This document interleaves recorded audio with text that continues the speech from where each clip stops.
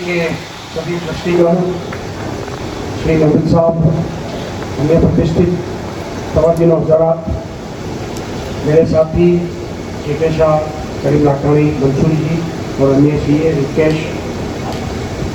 मैं जब सुबह घर से इधर आ रहा था तो मैं सोच रहा था कि मैं आपके साथ कौन सी भाषा में मुखातिब हूँ, क्योंकि इधर आने के बाद मैं देखा कि स्टेज पे अपनी बच्चियाँ बहुत ही बढ़िया अंग्रेजी बोल रही है और सचमुच अंग्रेजी में माहिर है।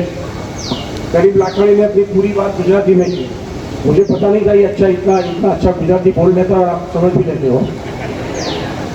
और जब मैंने सोचा कि नहीं, मुझे जो बात आपसे करनी है तो सिर्फ आपके दिमाग में नहीं डालना है पर आपके दिल को भी छूना है, तो मैंने सोचा चलो हिंदी में ही बात कर लो। तो बहुत बहुत आभारी हूँ मैं आपका मुझे यहाँ बुलाने के लिए।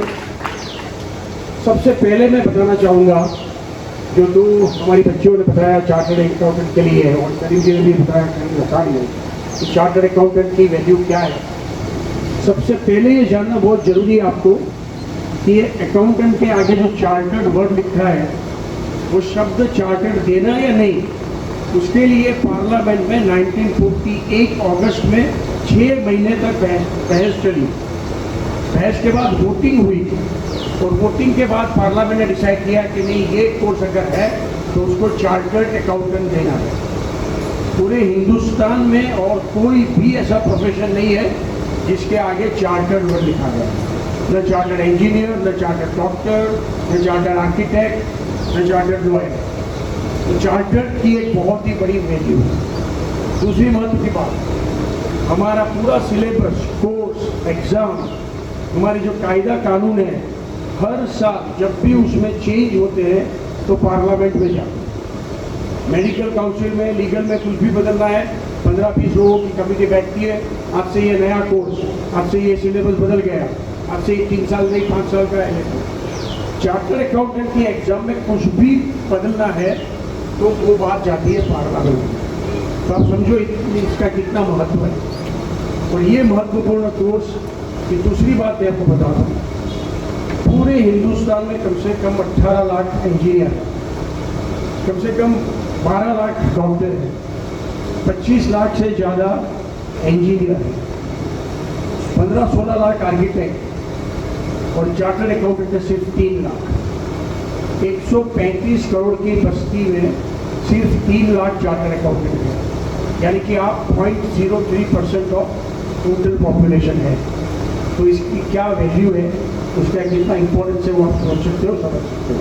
और ये बहुत महत्व की जरूरत है। जैसे करीम जी ने बताया कि चार्टर्ड अकाउंटेंट का कोर्स एक ऐसा कोर्स है जिसमें खर्चा सबसे कम है और महत्व, सामाजिक का स्थान, प्रतिनिधित्व और एक रिस्पेक्ट बहुत ज़्यादा है। और उसके आगे कई चीज़ें हैं जो आपको समझनी चाहिए और उसके बाद ही आपको ये निर्णय लेना है कि मेरे बेटे या बेटी को चार्टर्ड अकाउंटेंट बनाऊँ या नहीं। ये ऐसा नहीं है कि ये कोर्स सस्ता है, चलो मेरे पास पैसा नहीं है, मेडिकल की फ़ी नहीं है तो चलो सस्ते में सस्ता कोर्स ये तो सीए बन गया। इस तरह से कभी कोई सीए नहीं बन सकता है। सबसे पहली जो अगत्य की चीज़ वो है कि माँ बाप को चाहिए कि हाँ, मेरा बेटा या मेरा बेटी, मेरी बेटी ये ऐसा कोर्स करे जो चार्टर्ड अकाउंटेंट का कोर्स है। हिंदुस्तान में उसका बहुत बड़ी मायना रखते हैं। और अगर मेरा बेटा या बेटी सीए हो गए तो हमारी क्या 5 साल के बाद, 2 साल के बाद, 10 साल के बाद समाज में क्या स्थान हो, तो उसके लिए एक रिस्पेक्ट, आदर होना चाहिए आपको। और वो अगर आदर आपके मन में है तभी आप अपने बेटे या बेटी को बोलिए क्या आप सीए बन। और इधर जो भी हम दोस्त मेरे बैठे हैं, वो सभी बेटे और बेटियों को मैं यही बात बोलूँगा कि अगर आपने ठान लिया है कि हाँ मुझे सीए बनना है और सीए बनने के लिए इतने सारे फायदे हैं, तभी आप सीए बने। मुझे अभी भी याद है, मैंने जब 1967 में स्कूल पास की और 71 में कॉलेज पास किया तो मेरे साथ एक दोस्त था, उसके पिताजी की चाय की बहुत बड़ी दुकान थी अहमदाबाद। तो मैंने कॉलेज पास करने के बाद उसको पूछा कि क्या सोच रहा है, तो क्या कर रहा है। तो नहीं, पिताजी की दुकान पर तो नहीं बैठना है। क्या करेगा? तो मैं सोचता हूँ बैंक में जॉब अप्लाई करूँगा, बैंक में जॉब नहीं मिली तो सीए कर दूँगा। इस तरह से सीए नहीं होते हैं। CA could never be option है। CA has to be your basic decision कि हाँ मुझे सीए बनना है। और जिस तरह जिस तरह अर्जुन को वो डाली पे सिर्फ वो चिड़िया की आंख दिखती थी, बादल थे, इतना बड़ा पेड़ था, पेड़ पे इतनी डालियाँ थी, डालियों पे वो कबूतर था या चकली थी और उसकी आंख थी। हमको आज क्या है, मोबाइल देखते देखते ऐसी आदत पड़ गई कि हमको पूरा बादल भी दिखता है, सब डालियाँ भी दिखती है और एक के बने 2-4 चकली और कबूतर भी दिखते हैं। तो उसमें सीए कभी नहीं बन सकता। सिर्फ वो आंख आपको देखनी है कि हाँ ये सीए का कोर्स है और मुझे ये सीए बनना। तो ये आप जब ठानोगे तभी आप सीए बन जाओगे।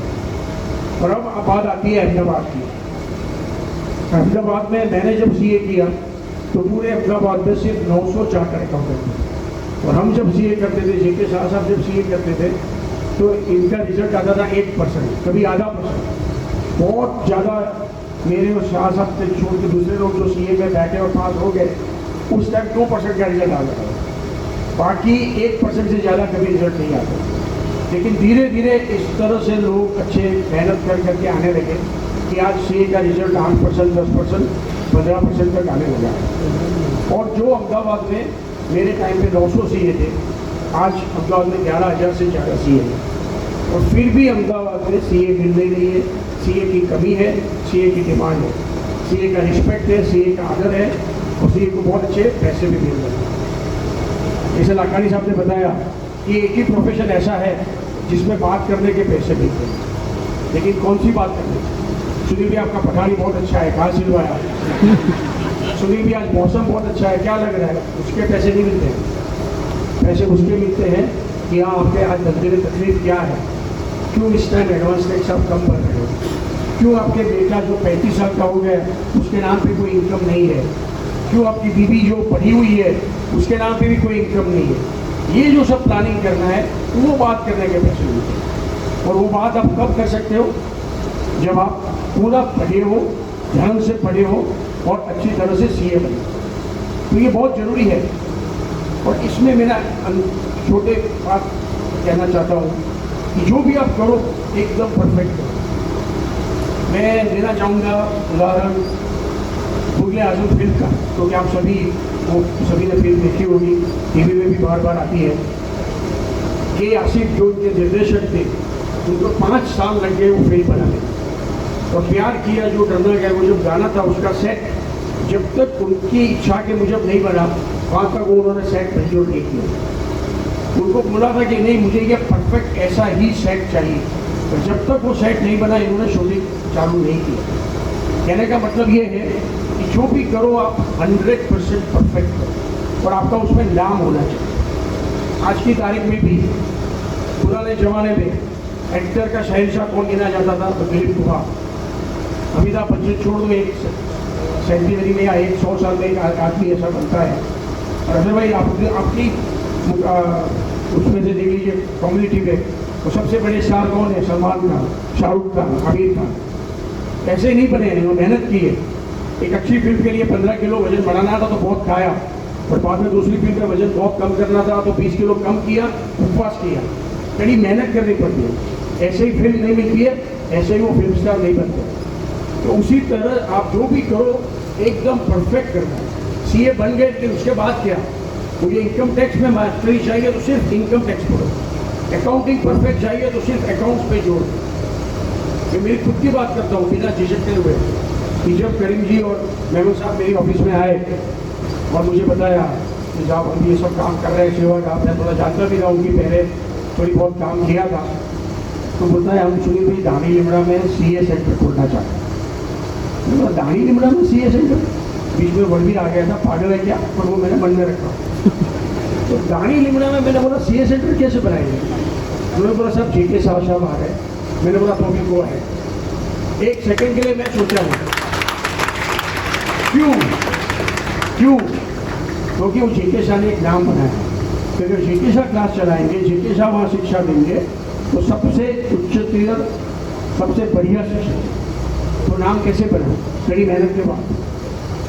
मैं उनकी अंगत बात बता दूँ, उनका अगर पब्लिक का आप जेके शाह के क्लास देखो, जुहू के आगे पापा से जाते हुए, आई थिंक अमिताभ बच्चन के घर से थोड़े पहले ही है, और वो बिल्डिंग अगर आप देखो तो आपको लगेगा कि इनको मुंबई में इतनी बड़ी जगह पे इतना बड़ा शानदार आलीशान महल जैसा बिल्डिंग छोड़ के दानी लिमला जैसी छोटी जगह पे आने की क्या जरूरत।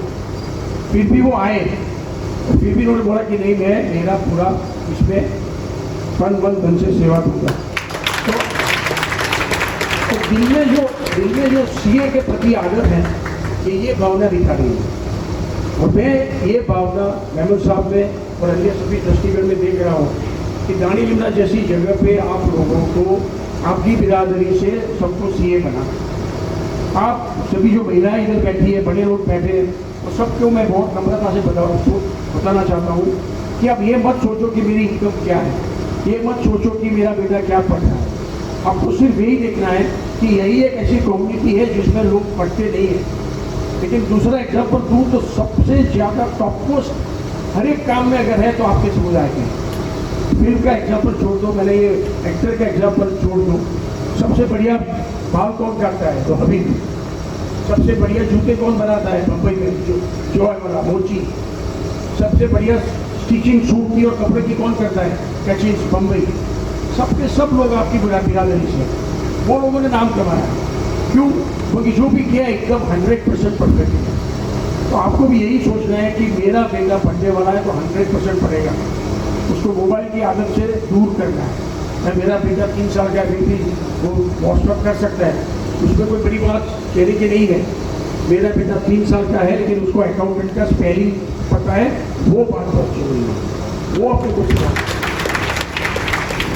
तो मैं जरूर ये चाहूँगा कि भले ये दानी लिमला में ये सेंटर बना, जब भी मेमन साहब और सभी ट्रस्टीगण को भी मैं बताऊँगा कि जब भी हमारी ज़रूरत है हम हाजिर हो जाएंगे। अहमदाबाद ब्रांच का बहुत बड़ा बिल्डिंग बन रहा है। अभी जैसे मेरी तारीफ या तारुफ करने में बताया गया है कि मेरे पिताजी भी काउंसिल में थे, मैं भी 9 साल काउंसिल में रहा, अब और मेरा छोटा बेटा भी काउंसिल में है। लेकिन मैं बड़े फख्र के साथ कहना चाहूँगा कि गुजरात हाईकोर्ट के बिल्कुल सामने हमने सरकार से 6000 स्क्वायर यार्ड यानी 20,000 स्क्वायर फीट जमीन ले ली है। सरकार ने उनको बिल्कुल आधे दाम में दी है, तो 60 करोड़ की ज़मीन उनको सिर्फ 23 करोड़ में मिली है। और वहाँ हिंदुस्तान का सबसे बड़ा चार्टर्ड अकाउंटेंट इंस्टीट्यूट का बिल्डिंग बन रहा है।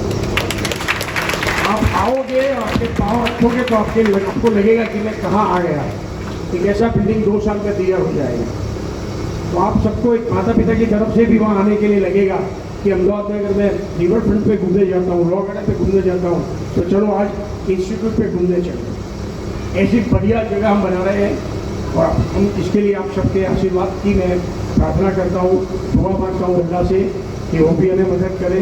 आप सब बड़ी लोग बुजुर्ग इधर हैं, आप सब भी प्रार्थना करें कि बहुत बढ़िया बिल्डिंग सीए के प्रोफेशन में जेके शाह साहब की जैसे लोग जो अच्छे से अच्छे सीए पैदा कर रहे हैं उनके लिए ये बहुत काम में आए। और इसी तरह दानी लिमला से लेके आगे भी दूसरी जगह पे हम ऐसे चार्टर्ड अकाउंटेंट बनाने के लिए और कोशिश करें। अंत में 2 बड़ी चीज़ बताना चाहूँगा। राघानी साहब ने बताया बहुत ही कॉन्फिडेंशियल है, लेकिन मैं एक ही आदमी हूँ जो कह सकता हूँ कि मैं भी प्रेसिडेंट का बाप हूँ। तो ये बताना चाहूँगा कि जो स्टाइपेंड दे रहे हैं, जो इन्होंने बताया कि 90,000 रुपया 3 साल में मिलता है, तो 1 अप्रैल 2022 से हमने इंस्टीट्यूट ने डबल कर दिया, 2 गुना। तो ये बहुत बड़ी बात है। और दूसरी ये बात है कि अभी जब भी इलेक्शन होता है हर 3 साल में, या एग्ज़ाम भी होती है, तो सभी सेंटर उस तरफ होते हैं, पश्चिम विस्तार। तो अगले साल हो सकता है मेरा बेटा जब 3 साल की अपनी टर्म पूरी करे, उससे पहले मणिनगर में या दानी लिमला के आसपास इलेक्शन का और एग्ज़ाम का भी सेंटर जरूर होगा। तो ये 2 चीज़ें चाहता हूँ कि हो जाए और आप सभी का आशीर्वाद और का उस पर पूरी कर रहे हैं। धन्यवाद, बहुत बहुत शुक्रिया।